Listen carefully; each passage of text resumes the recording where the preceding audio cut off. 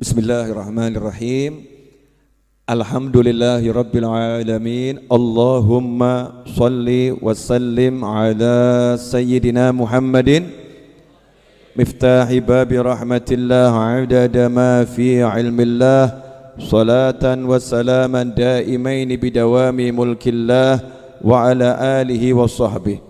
Allahumma salli ala sayyidina Muhammadin salatan taftahu biha lana futuhal arifin wa tufaqihuna biha fid din wa ala alihi wa sahbihi. Assalamualaikum warahmatullahi wabarakatuh.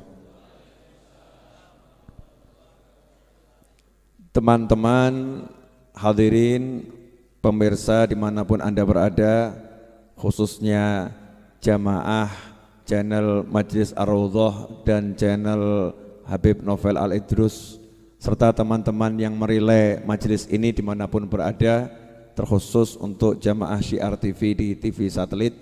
Mudah-mudahan malam hari ini kita bisa belajar bersama dan dikasih barokah, ya, dikasih barokah. Karena kalau belajar nggak ada berkahnya, nggak manfaat. Ya, belajar kalau nggak barokah nggak manfaat. Dan biar berkah, mari kita sekali lagi baca Al-Fatihah dengan niat semoga Fatihah kita ini diterima oleh Allah Ta'ala dan disampaikan pula pahalanya kepada baginda Muhammad SAW, kepada orang-orang tua beliau, leluhur beliau, minal anbiya wal mursalin, kepada istri-istri beliau, keluarga beliau, sahabat beliau, anak keturunan beliau, kepada para tabi'in, tabi'in, kepada awliya sholihin, dan terkhusus kepada orang-orang tua kita yang telah meninggal dunia dan beliau-beliau yang dahulu ikut hadir di majelis ini yang telah pindah ke alam sana. Semoga Allah Subhanahu wa taala menjadikan kuburnya sebagai taman-taman surga dan meletakkan rohnya bersama para nabi, para siddiqin, para syuhada dan para sholihin. Dan semoga berkat beliau-beliau semua Allah taala mengampuni dosa kita, menerima semua amal soleh kita, melapangkan hati kita dengan cahayanya Allah Subhanahu wa taala, dan memberi kita ilmu yang bermanfaat, ilmu yang barakah. Ala hadiniyah wa ala mana wa habibi ali wa ila hadratin Nabi SAW. Al-Fatihah.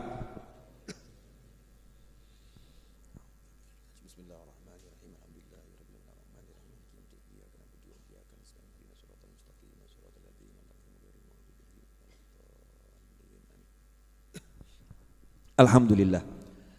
Malam hari ini kita akan mengutip beberapa kalimat yang ada di kitab Irsyadul Mu'minin ila Sirati Sayyidil Mursalin wa man tabi'ahum minas sahabah wat tabi'in biqalam Kiai Muhammad Isom Hadik, merupakan salah satu keturunan Bahazim Asy'ari rahimahullah, yang ada dalam kumpulan kitab karya Hadratus Syekh ini. Ada kitab namanya Irsyadul Mu'minin. Nah, di kitab ini sebetulnya sudah diringkaskan sejarah dan akhlak-akhlak Nabi Muhammad SAW yang kalau umat Islam belajar sudah cukup sebetulnya, sudah cukup.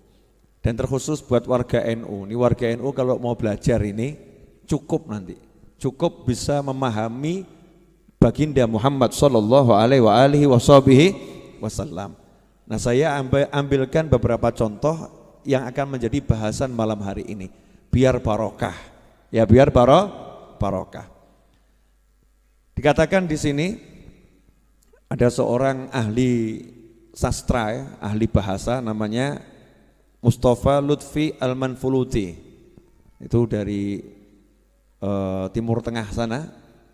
Beliau mengatakan, la hajata bina ila tarikhi hayati falasifah al-Yunan. Ya, kita ini tidak butuh pada sejarah kehidupan filosof-filosof Yunani itu. Ya, tidak butuh kita. Wa hukama Iruman, dan para ahli hikmah Romawi enggak butuh. Wa ulama il-Afrans, ulama Perancis, ya. Maksudnya pakar-pakar keilmuan Perancis, kita juga tidak butuh. Kenapa? Faladaina fi tarikhina hayatun syarifah mamlu'atun bil jiddi wal amal was sabri wal thabat wal hubbi wal rahmah wal hikmah was siyasah was syarafil haqiqi wal insaniyatil kamilah wa hiya hayatu nabiyina Muhammadin sallallahu alaihi wasallam. Wa kafa biha uswah hasanah liman kana yarjullaha wal yawmal akhir. Satu ini akan kita bahas. Mudah-mudahan waktunya cukup. Ya insyaallah barokah. Ini kalimat indah sekali. Kita itu tidak butuh kepada sejarah hidupnya orang lain. Maksudnya orang lain, kita sebetulnya enggak butuh kepada sejarah hidupnya orang pinter manapun. Ya kita enggak butuh. Bukan berarti kita tidak boleh mempelajari. Bukan berarti kita tidak boleh mempelajari kehidupan orang lain. Cuman terjadi fenomena yang aneh. Sejarah kehidupan tokoh-tokoh filsafat dipelajari. Apa itu? Sokrates apa lagi itu? Plato apa lagi? Napoleon, terserah siapa namanya. Alhamdulillah saya enggak pakai apal itu ya. Alhamdulillah enggak pakai apal. Katanya ada suatu tuh yang jahlun la yadur. Kalau bodoh ya enggak bahaya. Kalau bodoh ya enggak bahaya. Kalau ngerti ya enggak pakai manfaat. Kalau ngerti ya enggak pakai manfaat. Sebetulnya kita enggak perlu belajar semua itu, enggak perlu. Kenapa? Karena di hadapan kita ada sejarah kehidupan satu manusia yang sejarah kehidupannya telah mencakup segala jenis ilmu yang dibutuhkan. Mau ilmu tentang kesungguhan ada di situ, ilmu tentang cinta ada di situ, ilmu tentang kasih sayang ada di situ, ilmu tentang sabar ada di situ, ilmu tentang apapun ada dalam sejarah kehidupan manusia yang satu ini. Siapa itu? Baginda Muhammad sallallahu alaihi wasallam. Makanya aneh kalau di diri Nabi Muhammad SAW sudah lengkap, justru kita enggak belajar tentang Rasulullah SAW, tapi kita belajar yang lain. Aneh atau enggak aneh? Aneh atau enggak aneh? Contoh, cara sukses ala Bill Gates. Wah, aneh tuh ya. Kamu kok belajar cara sukses ala Bill Gates? Bukan enggak boleh, tapi buat kamu muslim ya enggak pantas toh ya. Muslim tuh belajar cara sukses nomor 1, cara sukses ala Nabi Muhammad sallallahu alaihi wasallam. Kenapa? Karena yang benar-benar sukses al-haqiqi hanya Nabi Muhammad SAW, bukan yang lain. Saya ngomong begini mungkin yang nonton di dunia banyak rodok heboh. Nah, karena kebanyakan orang sekarang kan belajar sukses ala Bill Gates, ala siapa lagi itu? Yang punya Facebook? Siapa? Wangelepol. Nyebut Kanjeng Nabi kan gampang, Muhammad SAW, selesai. Gitu kan ya? Nyebut namanya Rasulullah dapat pahala, betul? Nyebut namanya Rasulullah berarti ikut-ikut memuliakan Nabi Muhammad sallallahu alaihi wasallam. Lah kita ini sibuk nyebut namanya orang lain, yang Bill Gates, yang saya takut salah nyebut gitu loh. Zaman sekarang salah nyebut kan bisa jadi perkara, betul ya? Nanti dianggap merendahkan, melecehkan, macam-macam lah gitu. Ini namanya tokoh-tokoh yang terkenal di dunia saat ini. Terkenal dengan apa? Sugihnya, Masya Allah. Kalau bab sugih, Namrud itu sugih pol. Betul? Nasibnya apa? Firaun sugih enggak? Sugih. Pinter enggak? Pinter. Saking pinternya Firaun bisa ngakali sak negara, aku Tuhan, keren tuh. Iya, bohongi satu negara, aku Tuhan. Satu negara percaya loh. Itu yang berani nentang cuman satu, Nabi Musa alaihissalam. Dan yang ikut Nabi Musa itu orang-orang lemah, orang-orang susah. Kalau bab masalah sugih, masalah duit, Masya Allah, sebelum kita ini tidak ada apa-apanya tuh. Bill Gates itu kekayaannya berapa toh? Siapa Max apa tadi itu? Kekayaannya siapa? Max Zuckerberg angel tuh ya. Saya takut salah. Kekayaannya banyak, iya, tapi nggak ada apa-apanya sama kekayaan Namrud. Namrud aja kuncinya itu dari emas, yang ngangkat itu orang, Masya Allah, puluhan orang, badannya gede-gede, itu baru ngangkat kunci untuk gudang emasnya itu. Nah seperti apa tuh kekayaannya Namrud? Ya Korun ya, kekayaan Korun, maaf, kekayaannya Korun. Seperti apa itu? Kekayaannya Korun. Lah Korun itu sampai sekarang si Korun, hartanya siapapun yang ketemu di bawah bumi dibilang harta siapa? Hartanya Bill Gates atau Korun? Korun. Gak ada kamu gali bumi ketemu harta, kemudian ini harta Bill Gates, gak ada. Ini harta Mark Zuckerberg, gak ada. Hartanya siapa? Harta Korun. Harta karun Indonesianya. Arabnya harta Korun. Ya, saking sugihnya. Jadi kalau kita bicara sukses itu banyak duit, keliru. Salahnya luar biasa. Sukses bukan duit. Makanya rubah kepalamu, dirubah dulu. Benerkan kepala saya, benerkan kepala Anda, benerkan kepala kita. Sukses bukan duit. Udah selesai. Makanya yang nggak punya duit sukses. Tenang ya, Anda orang-orang sukses. Ya, karena sukses nggak butuh duit. Duit banyak nggak punya cinta, sakno. Kesian atau gak kesian tuh? Duitnya banyak, golek bojo gak iso. Sukses atau gagal? Mending melarat bojo papat. Betul loh ya? Oh, itu namanya sukses. Ibu-ibu kok senyum-senyum kenapa? Mana yang lebih sukses Bu? Orang kaya gak punya istri atau orang miskin istri 4? Orang kaya istri 4 tuh, Masya Allah. Ibu-ibu pengen jadi istrinya orang kaya. Bu, ya orang punya duit banyak tapi nggak punya pasangan hidup, sukses gak itu? Ya menurut orang yang punya istri, kamu belum sukses. Betul. Masya Allah, ganteng gak laku. Oh kasihan. Itu kelihatannya yang ngomong kurang ganteng tapi laku itu. Maksudnya dibanding yang ganteng tadi loh ya. Ganteng gak laku, aku aja biasa-biasa tapi laku. Sukses. Sukses gak ada urusannya sama duit. Gak ada urusannya sama duit. Punya duit tapi gak bisa ngapa-ngapain buat apa? Rugi toh ya. Ruginya luar biasa. Makanya kamu harus merubah, saya harus merubah, kita harus merubah. Maaf kalau saya pakai kata, makanya kamu biar kelihatan dekat gitu ya. Makanya kamu biar kelihatan dekat. Bukan maksudnya saya menggurui, bukan. Ya, kita harus merubah kata sukses. Jangan mengambil orang lain selain Nabi Muhammad SAW sebagai tolok ukur. Jadi kalau kamu mau ngukur sukses, tolok ukurnya Nabi Muhammad SAW. Sugih, pinter, bojo 100. Tapi nggak punya syahadat, nggak sukses. Paham? Pinter tapi nggak kenal Allah, sukses atau nggak sukses? Gagal paham. Pinter saja kok kenal Allah nggak bisa. Ya mending kita toh bodoh kenal Allah. Tuhanmu siapa? Allah, padahal bodoh. Nggak lulus SD, sukses itu. Lulus SD, lulus S3. Tuhanmu siapa? Nggak ada Tuhan itu. Gagal itu, gagal total ya, itu gagal total. Maka tolok ukur kita harus dibenarkan dulu. Tolok ukur dalam kehidupan ini adalah Nabi Muhammad Sallallahu Alaihi Wasallam. Itu namanya uswatun hasanah.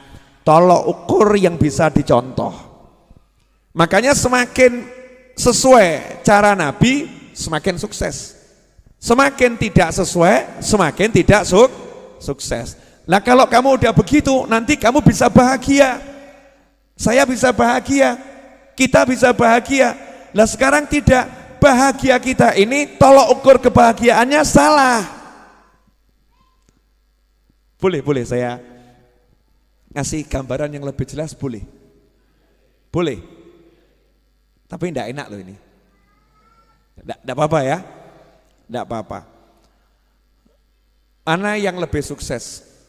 Orang naik mobil harga 4 miliar atau orang jalan kaki di pinggir sawah?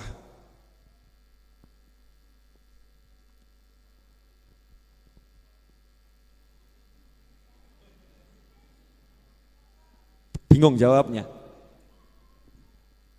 Mesti kita menganggap yang naik mobil harga 4 miliar ini sukses. Yang jalan kaki sano. Motor gak punya, sepeda gak punya, apalagi mobil, kasihan dia. Jadi kita mengukur dengan ukuran apa ini? Kendaraannya mahal atau murah atau enggak punya kendaraan. Betul seperti itu. Nah ketika kita terbiasa ngukur seperti itu, makanya ketika kita enggak punya motor, bahagia atau susah? Susah. Susah. Karena tolok ukur kita salah. Kita ngukur bahagia itu dengan parameter yang keliru gitu loh. Parameternya keliru, tolok ukurnya keliru. Coba kalau tolok ukurnya Nabi Muhammad SAW, Masya Allah. Jalan kaki, ya jalan kaki. Nabi menceritakan dalam Al-Quran, Nabi Musa alaihissalam cari Nabi Khidir, cari guru, gak naik kuda. Nabi Musa cari guru, gak naik mobil harga 4 miliar. Sekarang jenengan cari guru, datang ke Majlis Ar-Raudhah, Masya Allah, naik motor, naik mobil, betul. Ada yang naik pesawat, serius, terbang dari Jakarta, ya. Terus dari bandara naik mobil, itu naik pesawat. Ada lagi yang naik kereta api, datang dari Bandung, ya naik kereta api, dari Surabaya naik kereta api, dari Yogyakarta naik pramek murah meriah cepat, betul kan ya? Naik kereta api, naik kendaraan. Nabi Musa alaihissalam jalan kaki. Berarti ketika kita jalan kaki, kita bisa merasa bahagia. Kenapa? Aku mirip Nabi Musa. Keren toh? Keren toh gak keren? Keren, tapi yo jombok niati. Kurang kerjaan. Habib, insya Allah Jumat 22 November Maulid Akbar Majlis Ar-Raudhah. Sudah tahu semua kan? Jumat depan, sudah tahu? Ya ini iklan sekalian ya. Jumat depan insya Allah Maulid Akbar Majlis Ar-Raudhah jam 8 seperti biasanya ba'dal isya. Saya warga Jepara niat hadir Habib, saya akan mencetak rekor jalan kaki dari Jepara sampai Solo, niru Nabi Musa. Kurang kerjaan. Itu namanya kurang kerjaan, namanya menyiksa diri. Nabi Musa saat itu memang nggak ada kendaraan selain kaki, menyusuri tepi sungai, tepi pantai, nyusuri tepi pantai, jalan kaki, tapi senang. Makanya ketika kita lihat orang jalan kaki, jangan kita katakan dia tidak sukses, jangan ngomong dia tidak sukses. Ada orang di pinggir jalan nongkrong, nganggur, sukses atau gagal? Mulai rawanin jawab. Ditanya, Mas gak kerja? Enggak. Usia berapa? 50. Kok gak kerja kenapa? Buang-buang waktu. Maksudnya? Lah ngapain saya kerja dari pagi sampai sore cuma dibayar 40.000. Mendingan saya nongkrong di sini, hidup bahagia. Nah nanti anak istri makan apa? Kamu jangan remehkan saya, anak saya ini rektor di universitas sana. Masya Allah. Memang saya pengangguran, tapi saya mencetak anak-anak yang luar biasa. Ini berarti dia sukses atau gagal? Loh, betapa cepat kamu berubah. Betapa cepat kamu berubah. Sebentar bilang gagal, sebentar bilang sukses. Berarti kan gak punya tolok ukur yang jelas. Gak punya tolok ukur yang jelas. Jangan mau kamu dikasih tolok ukur sukses bahagia dengan tolok ukurnya kufar, dengan tolok ukurnya orang-orang yang gak iman sama Allah dan Nabi Muhammad SAW. Silahkan orang lain pakai tolok ukurnya, silahkan. Kita muslim, kita punya tolok ukur sendiri. Siapa dan apa tolok ukur kita? Tolok ukur kita adalah baginda Muhammad sallallahu alaihi wasallam. Jadi tolok ukurnya Rasulullah SAW. Enak. Contoh, sebagai suami saya ini sukses atau gagal ya? Tolok ukurnya Nabi Muhammad SAW. Nabi itu suami yang paling sukses di jagat raya. Istri 11 loh total. Istri 11. Yang hidup bersama sampai Nabi meninggal 9 ya. Yang 2 kan meninggal duluan. 9 yang hidup bersama. 9 istri, kamarnya jejer-jejer, akur. Lah kamu satu aja ruwet tiap hari.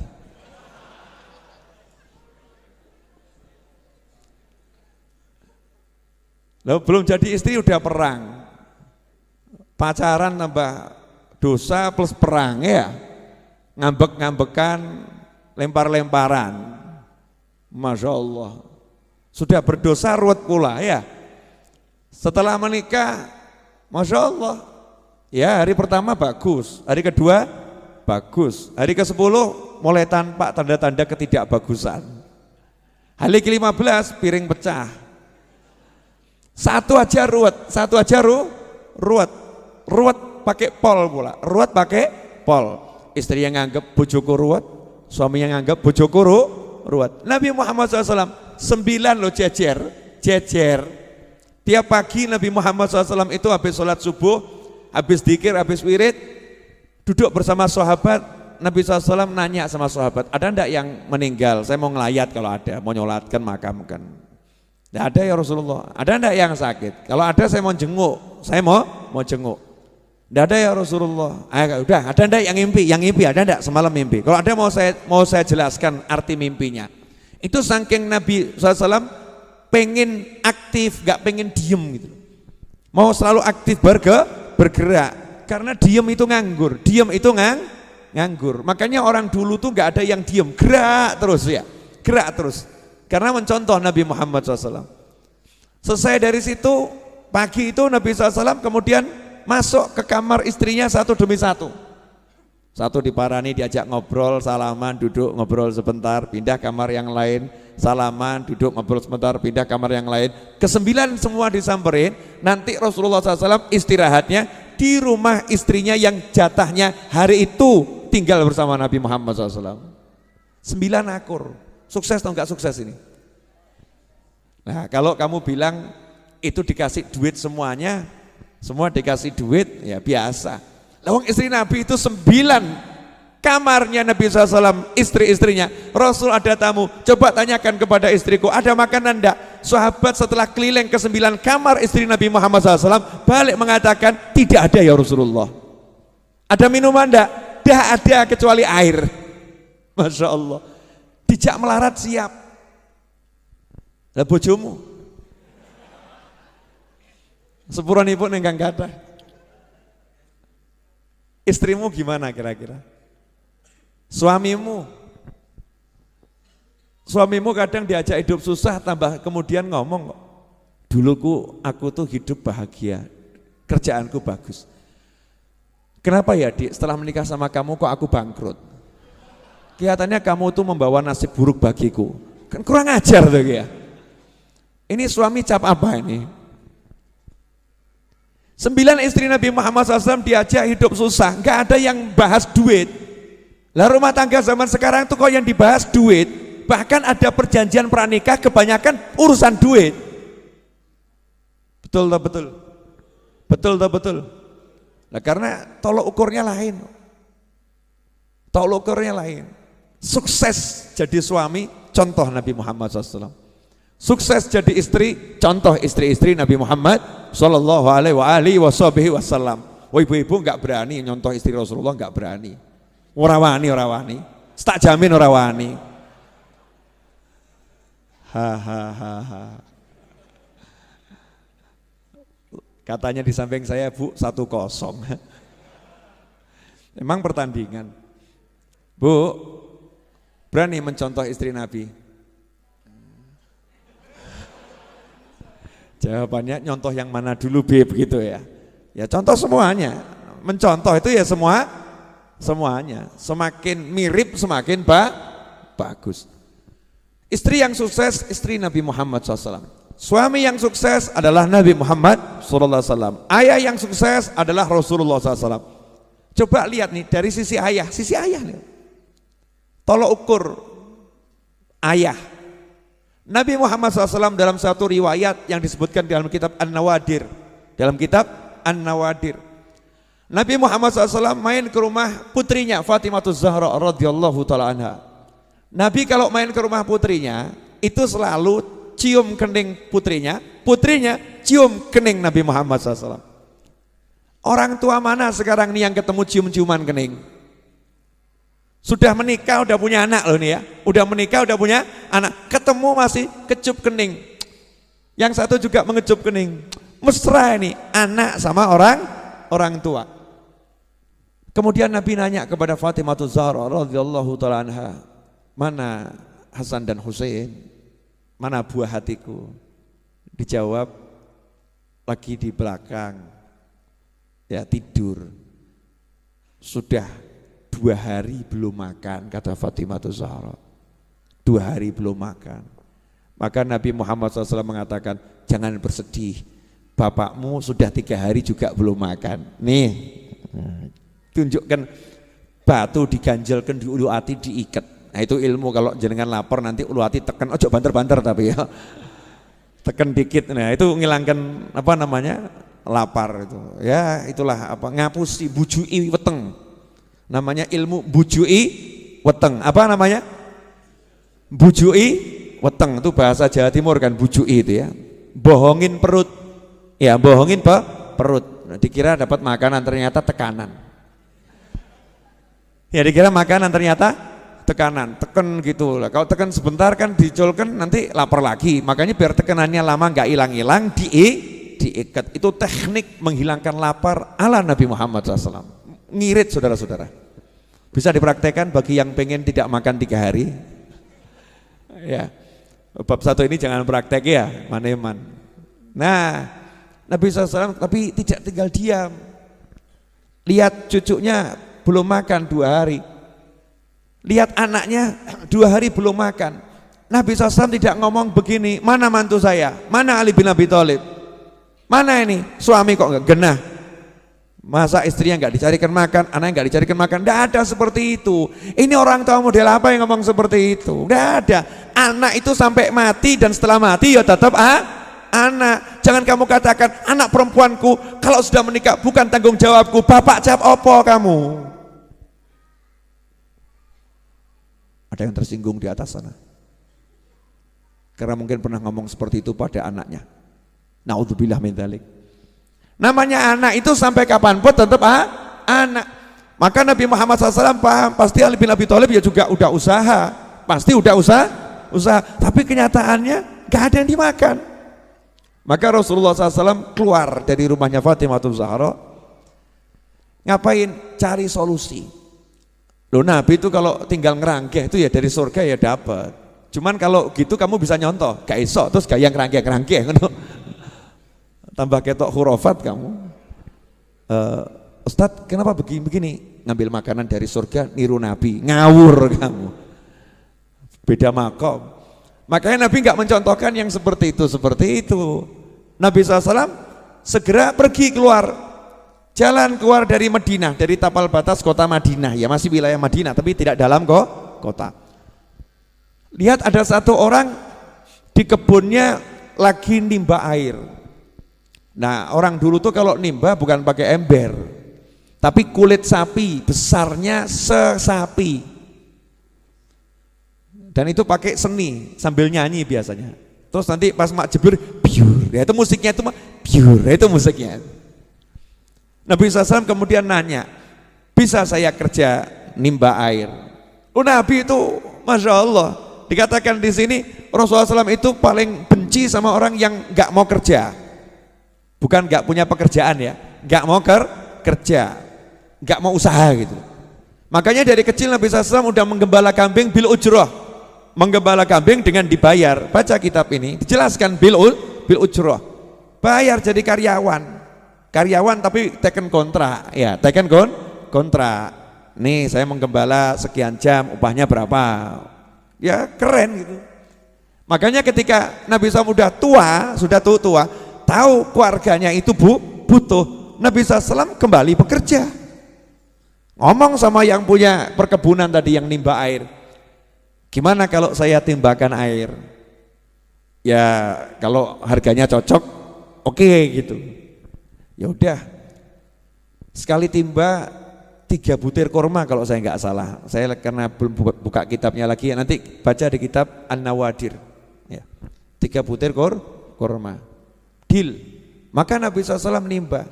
Timba yang pertama langsung terima gaji kontan, dimakan dulu. Makan dulu. Ini syariat. Makan dulu maksudnya apa? Lah kamu nggak makan 3 hari, ini mau nimba banyak, carikan buat anak, buat cucu. Ya, kamu kalau nggak kuat nanti hasilnya nggak banyak. Kamu harus kuat. Dan ini berlaku juga dalam penerbangan. Di penerbangan itu kalau terjadi hampa udara, itu suruh ngambil pertolongan nafas. Yang mana? Yang dewasa nolong dirinya sendiri dulu, baru nolong anak kecil. Jangan kualik. Kamu kuat dulu baru nolong orang lain. Loh, kamu lemah kok nolong orang lain, tambah mati bareng. Tireng kata orang Jawa ya. Akhirnya mati bareng tuh, bareng-bareng mati semua, gak ada manfaatnya. Makan 3 butir. Seger Nabi SAW. Ini syariat, Rasul itu kan contoh ya. Maka ya ngajari, nimba lagi. Sampai sekian kali timba, lah talinya putus. Putus. Marah itu juragannya itu, majikannya marah. Ngangkat tangan, Nabi Muhammad SAW ditempeleng. Plah. Selesai udah kontrak, pelah. Nabi SAW ditempeleng ya nyantai, gak kemudian terus ngejak geletah, ngajak main kasar awakmu, enggak begitu. Nabi SAW kemudian upahnya tadi kan kontan ya, sekali dikumpulkan, terus Nabi bertanggung jawab, tangannya dijulurkan ke mana? Ke arah sumur. Lah kok airnya naik? Lah sing ngamplung ya bingung. Kok iso ya?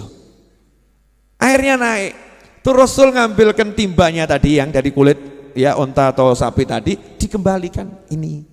Terus pergi, terima kasih.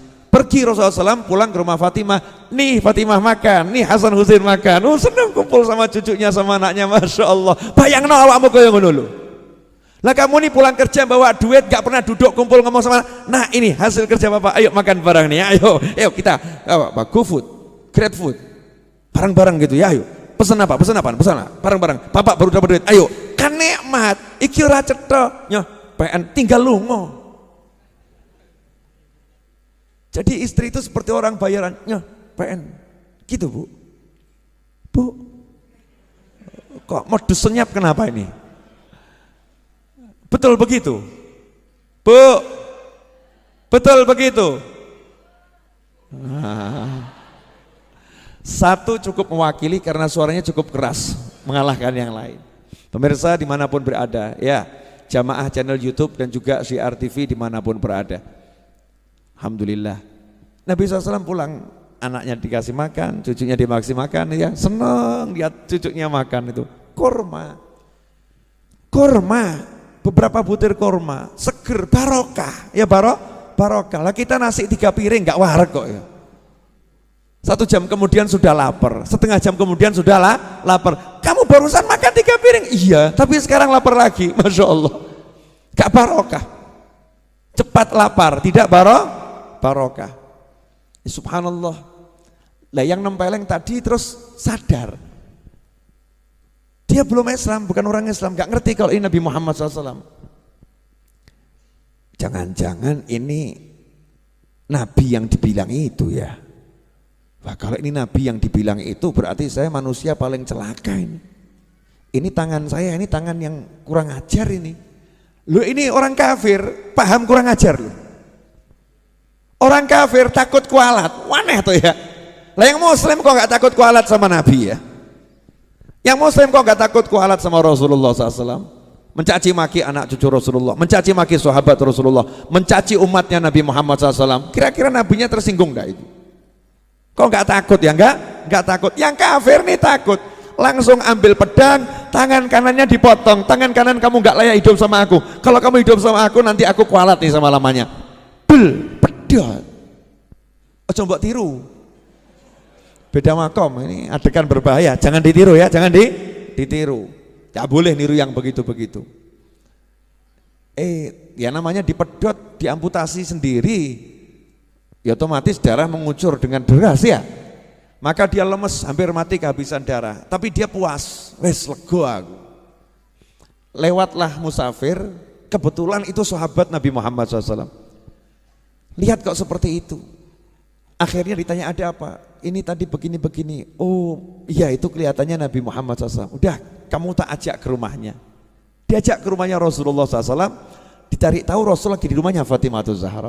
Maka ketuk pintu. Assalamualaikum. Waalaikumsalam. Ya Rasulullah, ini tadi yang ngupah kamu nimba, terus nempeleng kamu karena nggak tahu kamu Nabi SAW. Ya, tolong ya Rasulullah, bantu dia sudah mutuskan tangannya dengan pedang, bantu tolong disembuhkan tangannya. Maka Nabi SAW nanya, mana tangannya yang putus tadi? Bawa sini.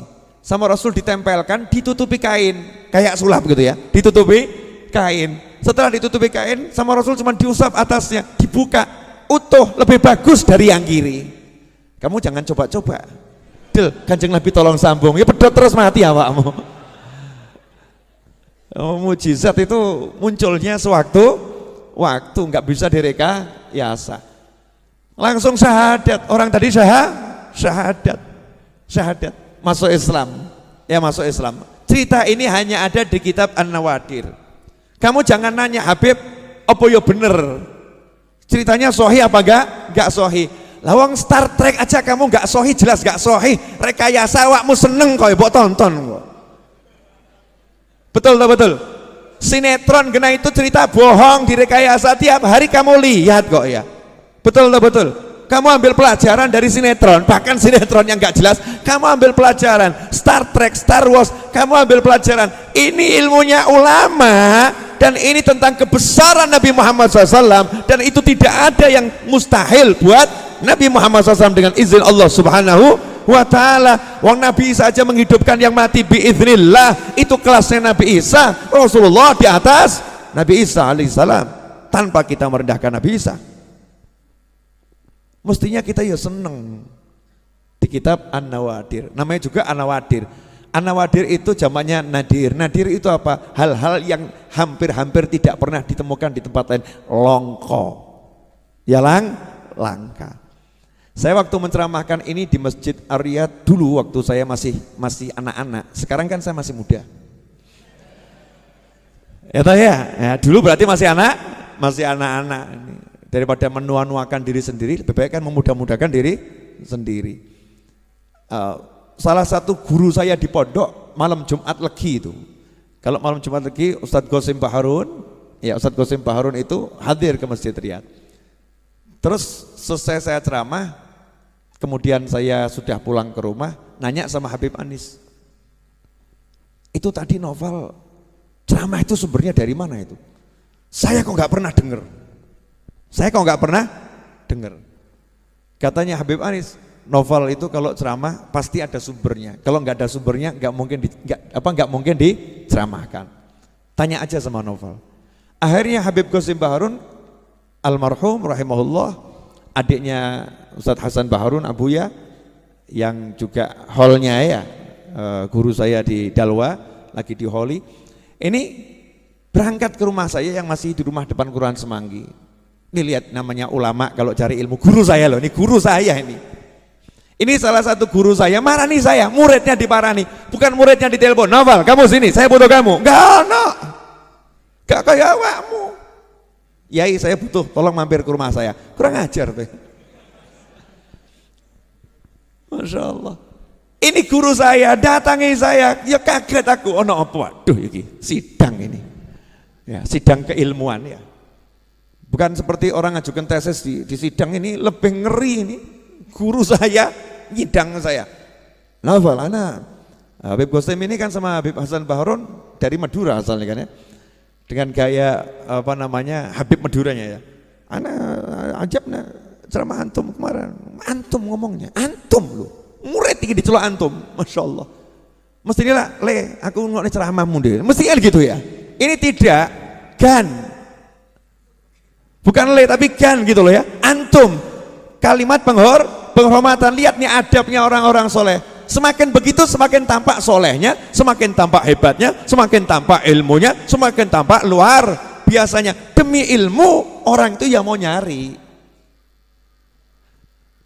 Tadi malam ceramah itu dari mana itu? Kisah ini tadi dari mana? Saya jawab, dari kitab yang antum bacakan ke anak dulu waktu di pondok. Antum kan biasa ceramahnya ngajarnya kitab itu. Kitab apa? An-Nawadir. Ada di situ. Iya. Lo kok nggak baca anak ya? Kelewatan rupanya. Ya, terlewatkan. Tak ambilkan kitabnya. Ini Ustaz. Masya Allah, ajib, kok bisa ya lupa, gak lihat yang satu ini ya, ajib.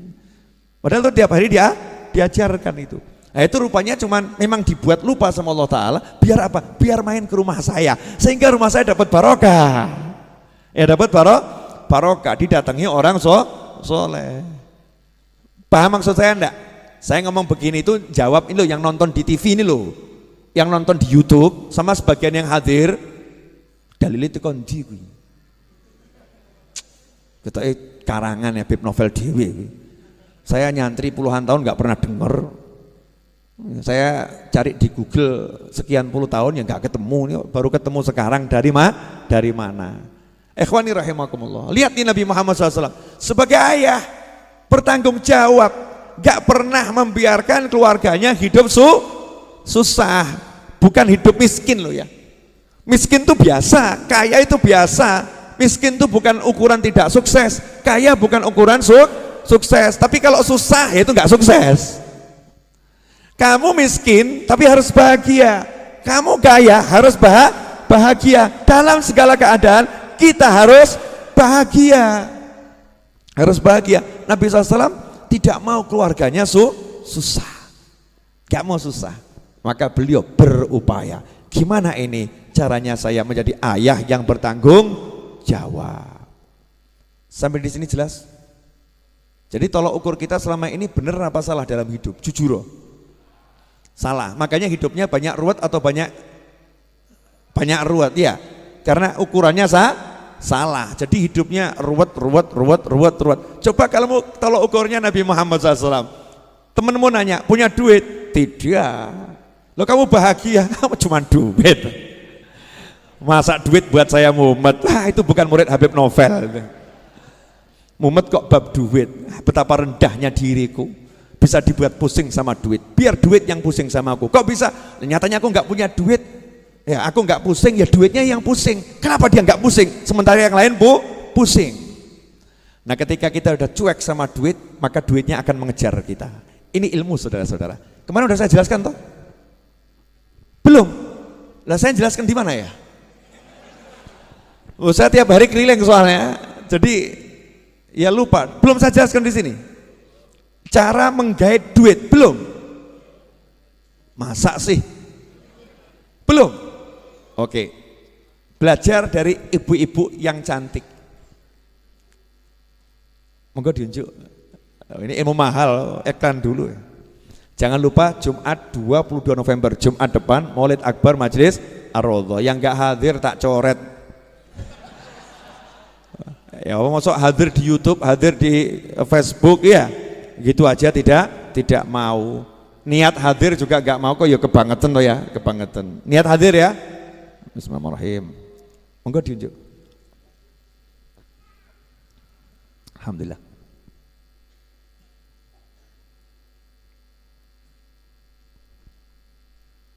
Oh iya. Anak saya namanya Ali Abdul Qadir ini ngungkuli bapaknya kalau dandan. Parfum 3 liter. Sekelimis. Kata dia, Ali itu Abu ya super bersih, super wangi. Kalau jalan, bapaknya langsung, waduh wangi ini pol. Masya Allah la quwata illa billah. Alhamdulillah. Iklan selesai. Itu loh. Nah, saya kan lihat TV-nya tadi, iklan selesai. Mas Seto jangan lupa kasih tulisan yang mau pesan buku, iklan sekalian, buku baru itu tampilkan itu. Mas Rio, Mas Seto diajari itu. Mungkin masih awam. Lanjut boleh? Gini loh, Bu. Biasanya perempuan kalau cantik jual mahal atau jual murah? Jual mahal, betul. Biasanya mengejar atau minta dikejar? Ini yang ngomong ibu-ibu loh ya, bukan kalian ya. Berdasarkan jawaban ibu-ibu yang ada di lantai atas Majelis Ar-Raudhah, perempuan kalau cantik jual mahal. Perempuan kalau cantik maka dia suka dikejar. Betul? Perempuan cantik punya pangkat, Ningrat. Jual mahal atau mahal sekali? Sangat mahal. Kalau misalnya mas-mas ini lewat, terus perempuan tadi juga lewat, ketemu, ya ketemu. Kira-kira mana yang mengejar? Perempuannya atau yang lakinya? Wahyu loh, Wahyu Pol Sugih. Matanya yang mengejar yang mana ini? Yang laki. Betul. Nah, tapi kalau ada laki-laki ganteng, cuek, yang lain keok, ngoyak-ngoyak, yang satu ini cuek. Perempuan yang jual mahal tadi akhirnya ngelirik atau enggak ngelirik? Penasaran atau enggak penasaran? Noleh atau enggak noleh? Ngejar atau enggak ngejar? Jadi yang dikejar akhirnya siapa? Pria tampan yang cuek, betul. Lah kenapa kamu susah cari duit? Karena kamu ngejar-ngejar duit. Baru sadar. Karena kamu ngejar-ngejar duit. Duitnya kamu kejar, kulai duit. Duitnya ibarat perempuan tuh ngibaskan jariknya atau ngibaskan roknya. Ikuti aku, wah gawe mumet. Oyak rono luput, luput. Sementara para ulama, kiai, habaib santai. Ngopo duit? Ya, ben ngoyak aku. Masya Allah, duitnya bingung. Iki menungso apa-apa iki? Yang lain ngejar-ngejar aku. Kenapa dia cuek? Akhirnya duitnya mulai menawarkan diri. Wah, ngirimi satu persatu duitnya nih, godaan-godaannya. Tetap cuek. Bahkan sak gembel seperti yang lagi ditangkap sama KPK suruh mengembalikan uangnya itu ya. 477 miliar duitnya 477 berapa angkanya? Coba dicek di Google, saya takut salah. Terus pokoknya hampir 500 miliar itu kan ya. Wakeh itu duit kabeh kertas itu. Wakeh itu. Misalnya itu ditaruh depannya Kiai sama Habib, ya gak ditoleh, kertas. Coba awakmu, duit. Betul. Duit, uang. Lah karena diri kita ini mengejar duitnya lari. Kamu ngejar ceweknya lari, bahkan gila. Seperti gila. Ceweknya gila, welek ngoyak-ngoyak gila. Nah kalau ada yang ganteng duduk manis, ceweknya bingung. Aku kok ora ditoleh yo. Akhirnya berusaha mendekat.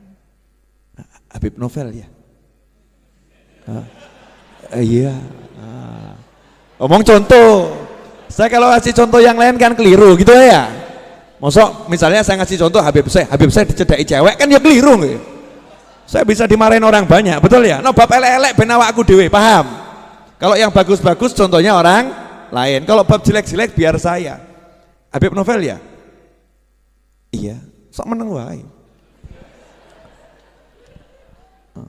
Habib boleh minta fotonya? Oh silakan. Cepat.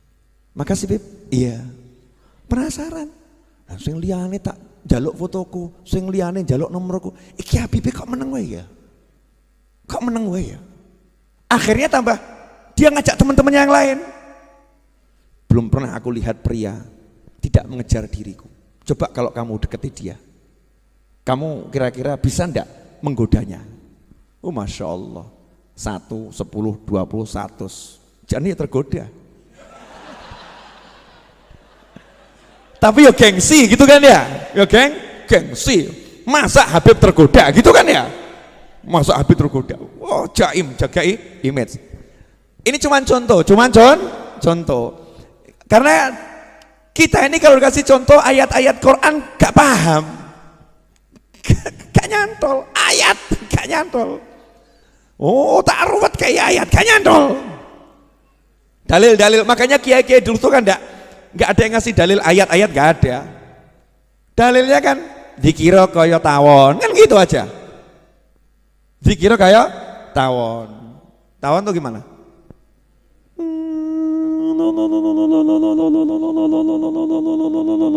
Dikir kayak tawon, gak mandek-mandek. Kayak gitu. Dikir kayak tawon. Baru nanti dijabarkan dalilnya. Lawang anak playgroup kok minta tafsir kan yo. Saya ngajari goblok. Maaf ya. Mohon maaf. Ini coba kamu pakai kepalamu yang rodok waras, rodok waras ya. Saya pakai kepala saya rodok waras. Kita lihat di TV ada guru ya ngajari anak playgroup tafsir. Anak-anakku tercinta, di dalam tafsir Jalalain disebutkan begini, dalam tafsir Ibnu Katsir disebutkan begini, dalam tafsir Qurtubi disebutkan begini. Kamu yang nonton nganggep guru ini pinter atau stres? Pinter atau stres? Nanya, pinter atau stres? Lah kamu saya menurut para kiai, para habaib tempo dulu kelasnya playgroup, makanya gak dikai tafsir dalil. Paham? Nah kalau yang dulu aja dianggap playgroup, apalagi yang sekarang? Apalagi yang sekarang mubazir menyampaikan ayat-ayat, hadis-hadis kepada bukan ahlinya, itu tabzir waktu, buang-buang waktu. Makanya Nabi SAW ketika datang Badui, wah ini balik. Sebentar, datang Badui, nanti aja itu, nanti belok. Ingatkan saya ya, datang Badui. Nabi ketika datang Badui, oke selesai. Kata kunci ya, Nabi didatangi Badui. Ingatkan saya loh. Orang bawa elekna lali aku. Kita lanjutkan tadi. Jadi cewek kalau kamu kejar lari jual mahal, betul? Laki-laki ganteng, kamu sebagai perempuan ngejar dia juga gengsi, jual mahal. Tapi kalau kamu biasa-biasa saja, dia penasaran.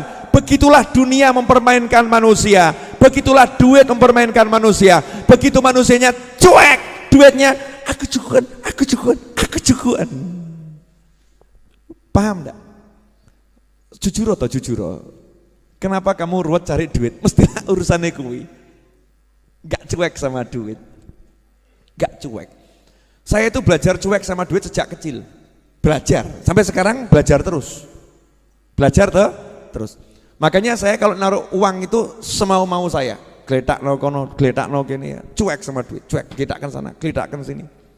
Sampai suatu saat saya nggak punya duit. Loh ini mau cerita boleh enggak nih? Oh coba guyoni sih. Gak punya duit, Sabtu mau gajian tukang, gak punya duit, bener-bener bisa dikatakan nol, gak punya duit. Biasa Kang Wahid laporan, Bib gajian tukang hari ini 25 juta. Siap. Sore atau Wahid? Iya. Padahal jam loro gitu. Tidak ada duit. Nah, subhanallah itu hati saya tuh ngasih tahu. Yang ngasih tahu. Nyari barang tertentu yang saya cari, flash disk atau apa gitu ya. Saya cari di tas koper ransel saya. Saya cari di ransel saya. Oh, biasanya flash disk saya bawa keluar kota. Di ransel saya cari. Begitu saya cari kok ada kresek. Begitu ada kresek, saya buka. Uang 40 juta. Aku langsung yo alhamdulillah gitu kan. Terus tak takoki duit tekon dia awakmu. Kan ya gitu toh ya. Duitnya jawab, Habib lupa ya. Dulu waktu Habib dakwah ke Kalimantan, Habib kan bawa buku sekian ratus, terus bukunya dijual, bukunya laku. Nah uangnya kan kamu campur sama baju-baju kotor, kamu lupa, nggak dibuka sampai hari ini. Tolong sasi kira-kira lali aku. 40 yuto ki lali, jalno awakmu.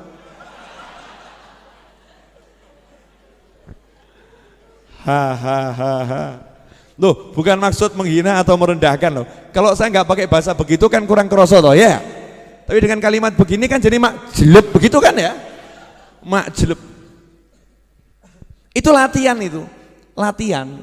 Jangan mau kamu dijadikan budaknya duit. Biarkan duit itu mengejar-ngejar kamu karena kamu tuannya, dia budaknya. Ngono loh. Resep. Jelas semuanya? Ini loh, kitabnya cucunya Mbah Hashim tuh, Irsyadul Mukminin, dibaca satu bait saja berkahnya seperti ini. Betul kan? Padahal itu satu bait dibaca belum dijelaskan. Baru ujungnya tok. Barokah. Bisa membuat saya ngomong macam-macam ini tadi loh. Itu namanya barokah. Padahal tadi saya waktu di kamar ganti dandan aku ngomong apa aku. Tanya sama anak saya, Abuya ceramah apa ini ya? Tanya sama istri saya, ini ngomong apa nanti ya? Ngomong yang bab apa ini? Yang pas tuh babnya apa? Oh tiba-tiba kok Ati ngasih tahu bukunya Mbah Hashim. Wah, saya jelek-jelek begini langsung dikasih hadiah loh saya. Oh sama Gus Kikin, Gus Agus, ya kan? Cucu-cucunya Mbah Hashim kemarin di Tebu Ireng ngasih hadiah saya kitab ini. Dan saya dikasih izin untuk nulis ulang kitab bahasa Arabnya Adabul Alim wal Muta'alim. Mau saya ketik ulang sendiri dengan tangan saya, insya Allah. Biar apa? Biar saya punya hubungan sama Mbah Hashim Asy'ari. Awakmu gak duwe? Mau punya hubungan sama Mbah Hashim? Mau? Ya, doakan saya bisa ngetik cepet jadi bagus. Jadi nanti kalau saya nyodorkan ke Mbah Hashim di akhirat sana, insya Allah, ya Mbah Hashim udah terima kiriman buku saya, buku jenengan yang saya tulis lagi. Sudah, itu bukan hasil karya saya. Hasil saya apa? Saya dibantu Jamaah Ar-Raudhah sak jagat raya. Wah, jenengan katut kabeh. Ndongake ra gelem. Tambah batin, apa ya iso rampung. Suudzon. Bukannya bantu doa tambah suudzon ya. Ini nanti kalau kitab Adabul Alim Muta'alim selesai saya ketik sendiri, tak susun yang bagus bentuknya ya, biar keren, kece gitu kan. Oh tak bawa ke Tebu Ireng lagi. Sudah selesai ya. Tugas sudah selesai. Nih ya, kembalikan. Engkau lah entuk meneh aku. Oh iya, orang itu harus rakus urusan akhirat. Rakus urusan akhirat. Jelas semuanya? Apa? Jadi sudah mulai nggak mikir duit ini? Luar biasa, Masya Allah, nyatran duwe. Loh justru yang hebat itu orang nggak punya duit, nggak mikir duit, itu kan luar biasa. Kalau orang punya duit, nggak mikir duit, biasa, orangnya duit. Dia punya, kalau nggak mikir ya nggak jadi masalah. Kalau nggak punya, kok nggak mikir, itu luar biasa. Wah, generasi muda Ar-Raudhah. Saya kok kalah ganteng sama anak saya ya? Gawat ini, Masya Allah. Anak dan yang ini Husain ini sepupu saya, sepupu tapi usianya seusia anak saya. Ya, seusia anak saya. Boleh dilanjut? Sudah 1 jam loh saya ngomong. Gak kerasa? Mosok? Yakin gak kerasa? Lapar enggak? Kalau lapar praktek, teken.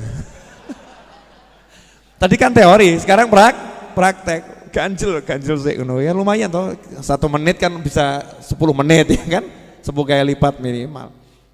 Nah, makanya Nabi SAW ketika didatangi Badui, orang dusun yang awam Islam, Muslim tapi awam Islam, datang ketika Nabi SAW ceramah, mata sa'ah, ya Rasulullah, kapan kiamat?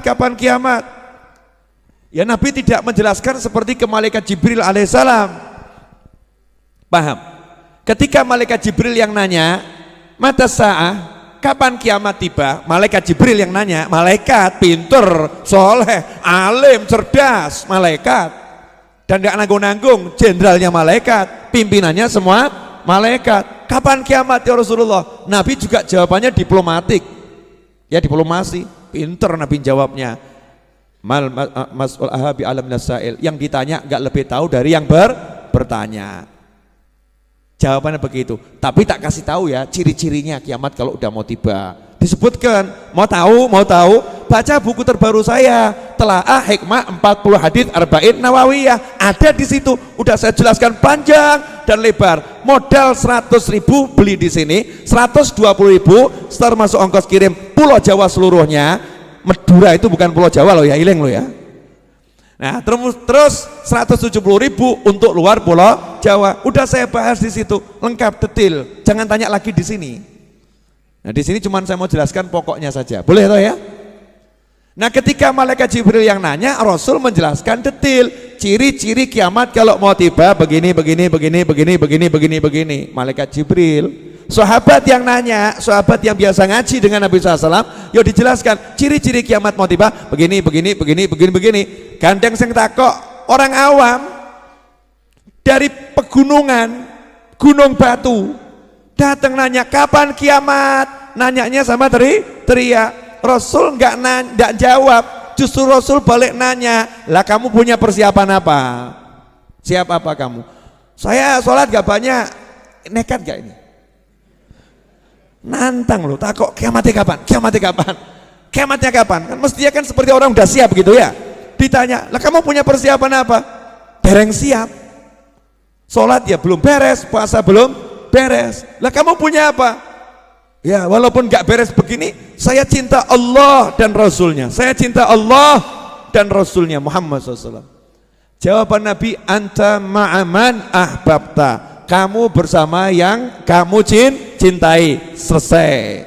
Case close. Kasus ditutup. Selesai. Berarti urusannya apa? Nanya kiamat justru dapat Nabi. Nanya kiamat justru dapat Nabi. Karena kalau orang ini diterangkan detail, justru nggak dapat Nabi. Paham ya? Justru nggak dapat Nabi, dapatnya cuman pasal-pasal ayat-ayat tentang ciri-ciri kiamat. Nah, kiai-kiai dulu, Habib-habib dulu paham. Kalau kita nanya, yai apa dalilnya tahlilan? Yai apa dalilnya maulud? Tambah gak tahlilan, tambah gak maulud. Ngapain? Sibuk bahas dalil. Paham enggak? Makanya wis gak usah ruwet ya. Ono sing mati 7 dina tahlilno. 40 dino tahlil no, gitu kan ya. Pokoknya semakin banyak ya semakin bagus. Bendino mbok tahlil no luwe apik tahlil no. Yai kenapa la ilaha illallah jenenge tahlilan kok ya aneh wong. Udah selesai. Gak dibahas panjang lebar. Ketika yang nanya itu Habib Novel lain. Yai dalilnya tahlilan apa yai? Masya Allah. Jawabannya yai sama Habib simple. Sholat jenazah Bib. Sholat jenazah pripun? Sholat jenazah itu sholat namanya sholat yang tidak sholat. Maksudnya sholat gak sholat, ngomong sholat kok gak pakai rukuk, gak pakai sujud, ngadeg dongo. Itu cuman doa. Sholat tapi cuman berdoa, gak pakai rukuk, gak pakai sujud. Ini sholat tidak boleh dipraktekkan untuk yang lain. Misal kok jenengan ketemu orang sakit, saya tak praktek ya sholat orang sakit ben cepet mati. Sing loro disolati Allahu Akbar nih, ojo mau praktek no. Jangan dipraktekkan begitu. Ternyata ini khusus buat orang yang udah mati, orang yang sudah meninggal dunia, baik jenazahnya di hadapan atau sudah dikubur. Kalau jenazahnya jauh namanya sholat ghaib, tapi sama aturannya 4 takbir. Lah apa yang dibaca? Ternyata surat Al-Fatihah, kemudian sholawat. Kemudian yang dibaca adalah apalagi doa, mendoakan mayit. Lah itu yang dipakai dalil tahlilan. Tahlilan itu apa? Ya mesti isinya Al-Fatihah, Yasin, yaitu Al-Quran. Kemudian isinya sholawat, itu bagian dari zikir. Dilanjut sholawat dan zikir-zikir yang lain, tasbih, tahlil, yang diperbanyak kalimat tahlil. Kenapa? Afdhalu dzikri fa'lam annahu la ilaha illallah. Kemudian setelah itu ujung-ujungnya baru mendoakan yang meninggal dunia dan mendoakan yang masih hidup. Betul enggak? Sholat jenazah begitu kan? Lah ya, sholat jenazah dibawa dalam kehidupan, itulah tahlilan. Beb, sepanjang saya belajar kok nggak pernah ketemu dalil yang seperti ini. Lah kamu nggak ketemu kiai, kamu ketemunya buku, ketemunya artikel, ketemunya share-sharean, beda bro, lain. Kalau ketemu kiai ada 1000 dalil, ada 1000 dalil untuk tahlilan. Ikhwani rahimakumullah, alhamdulillah 10:12. Pertandingan tampaknya harus segera diakhiri. karena amunisi udah habis. Ya, pertandingan harus diakhiri sekarang. Jelas enggak apa yang diajarkan malam hari ini? Bukan yang saya ajarkan ya, apa yang diajarkan malam hari ini. Artinya kita semua lagi belajar dari Allah Subhanahu wa Ta'ala. Allah mengajarkan kepada kita ke dalam hati kita masing-masing. Saya dapat pelajaran lewat berbicara, saya dapat pelajaran, engkau dapat pelajaran lewat mendengar, tapi kita semua dapat pelajaran di dalam hati. Mudah-mudahan barokah, amin. Nah, garis bawahi ya. Satu, gak usah cari contoh yang lain. Walaupun orangnya bisa mabur, bisa kemana-mana, bisa nembus tembok ditembus ya. Nggak usah kamu urus. Belajar saja dari Nabi Muhammad SAW. Selesai. Belajar dari Rasulullah SAW. Contoh Rasulullah SAW. Tolok ukur bahagia nggak bahagia, Nabi Muhammad SAW. Tolok ukur sukses nggak sukses, Nabi Muhammad SAW. Tolok ukur apapun, Nabi Muhammad SAW. Selesai. Hidup kita akan nikmat. Yang kedua, urusan duit. Kenapa banyak orang susah cari duit? Karena dia masih mau cari. Terus maksudnya gimana? Ya kamu kerja tapi nggak usah cari duit. Kerja, jangan cari duit. Nikmati pekerjaanmu. Sampai duitnya yang bingung sama kamu. Duitnya akan bingung sama kamu. Kenapa? Karena kamu cuek. Cuek itu hukum alam. Kalau kamu cuek, kamu akan dikejar. Kalau kamu mengejar, kamu akan ditinggal. Wah, ini kelihatannya upgrade status bagus nih. Catat ya. Aku selalu yuk, Pimo. Gimana? Kalau kamu mengejar, kamu akan ditinggal. Kalau kamu cuek, kamu akan dikejar. Betul begitu?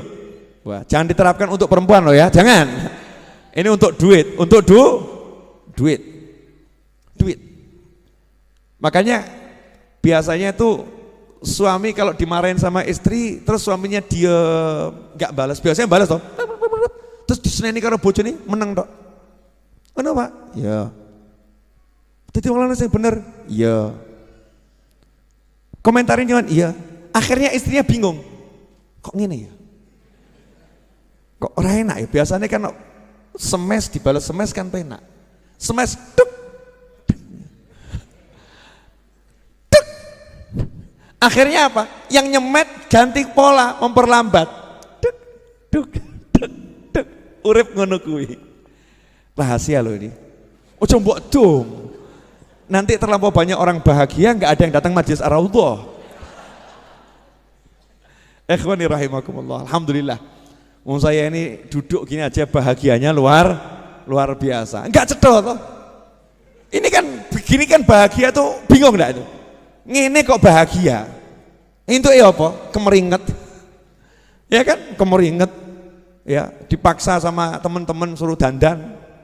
Oh, malam ini agak berbeda. Saya punya gaya baru pakai jaket putih. Saya keliling Indonesia nyari itu nggak dapat. Ya susah cari jaket putih. Saking mahalnya warna putih. No ireng akeh. Ya biru akeh. Putih itu susah. Pantas nggak pakai jaket begini? Memang saya pantesan.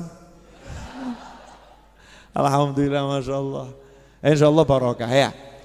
Saya mau minta maaf kepada para gus, para kiai atau para habaib yang hadir di majelis ini kalau saya nggak bisa ngelayani itu. Kadang ada duduknya di belakang, saya nggak tahu. Kadang di pojok, nggak ngerti.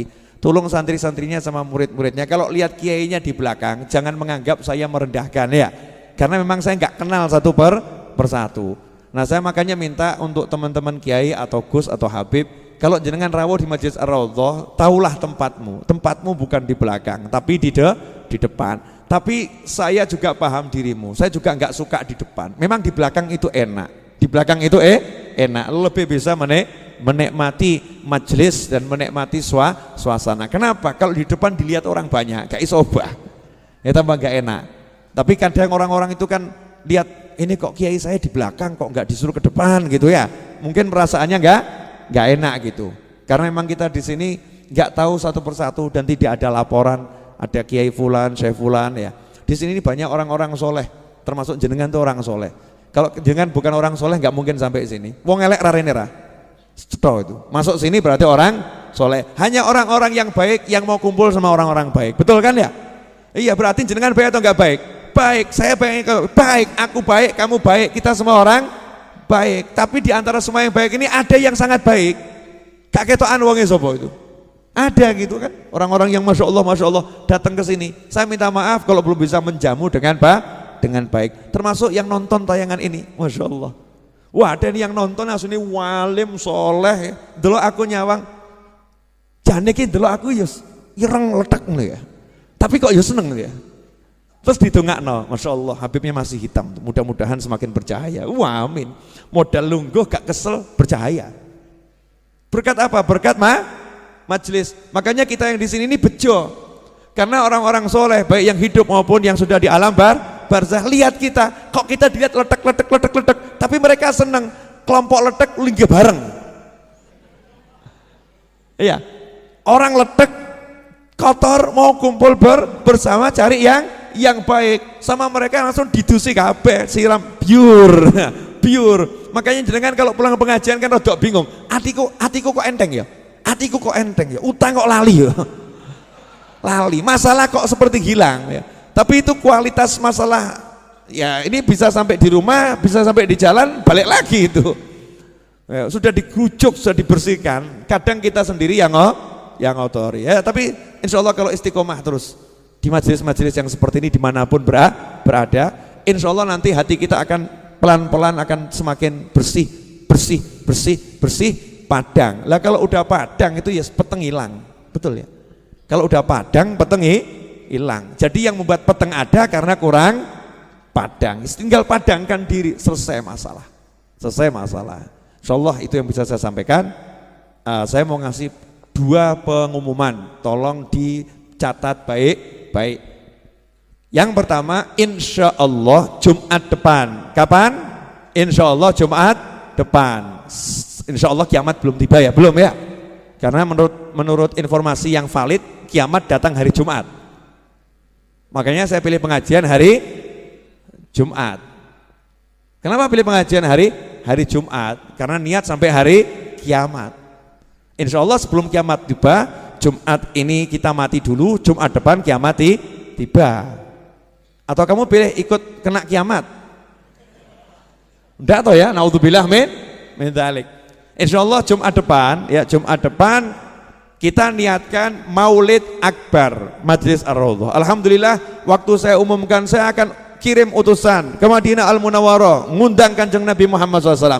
Selesai pengajian ada satu Habib di Solo sini yang ikut ngaji, lapor sama saya, Bib, subhanallah, saya ini besok pagi berangkat umroh. Besok paginya beliau berangkat umroh, langsung ke Madinah, sampai di sana langsung ziarah, langsung beliau itu sampai syuting video ya, dan mengatakan, ya Rasulullah, ini cucukmu Novel bin Muhammad Ali Idrus di Pasar Kliwon Solo ngundang jenengan hadir 22 November.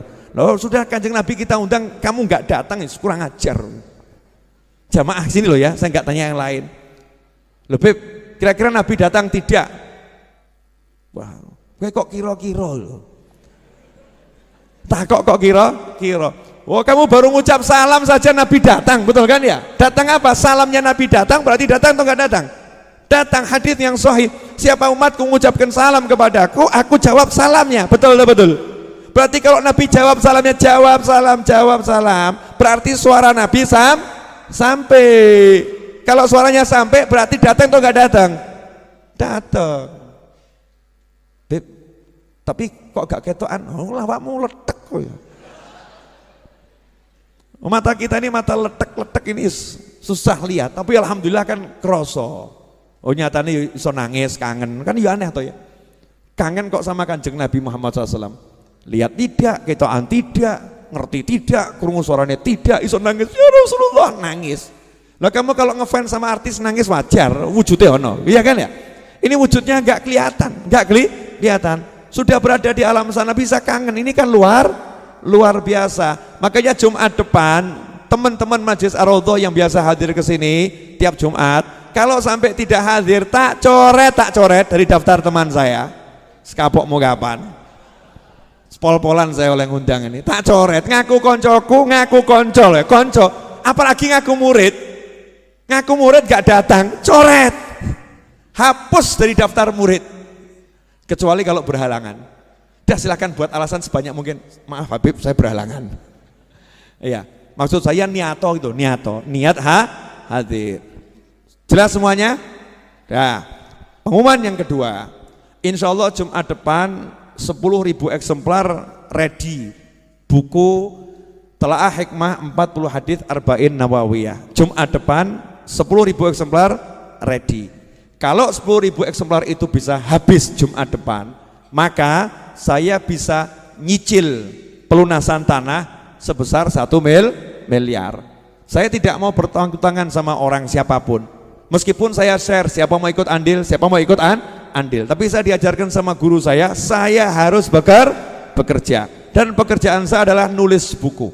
Makanya kalau kamu mau dapat ilmu, mau dapat pahala, dapat ilmu, dapat pahala amal jariah, melunaskan tanah majelis, Jumat depan kamu beli bukunya. Caranya nabung dari sekarang. Masih ada Sabtu, Minggu, Senin, Selasa, Rabu, Kamis, Jumat. Masih ada 7 hari, nabung dari sekarang. Kalau kamu nggak punya duit, kamu boleh ajak temanmu untuk beli. Mas, beli bukunya Habib Novel mas, saya besok ke majelis, saya belum bisa beli, saya nggak punya duit. Kamu beli ya, nanti bukunya saya kasihkan kamu. Jadilah calo-calo akhirat, jadilah sales-sales akhirat. Jumat depan, uangnya bukan buat saya, uangnya nanti melunasi tanah. Bangunannya udah bisa kamu lihat, berdiri 4 lantai. Insya Allah Rebo atau Selasa kita cor lantai keempat. Nanti hall kamu lihat akan digunakan untuk terima tamu. Setelah itu kamu akan lihat akan digunakan untuk santri-santri weekend. Dan setelah itu kamu akan lihat Jumat kamu parkir di sana seperti apa fungsinya bangunan-bangunan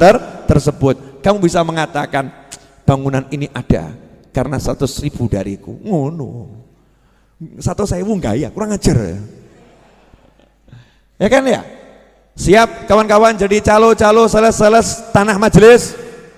Ya, saya tidak pernah minta sumbangan nyebar proposal.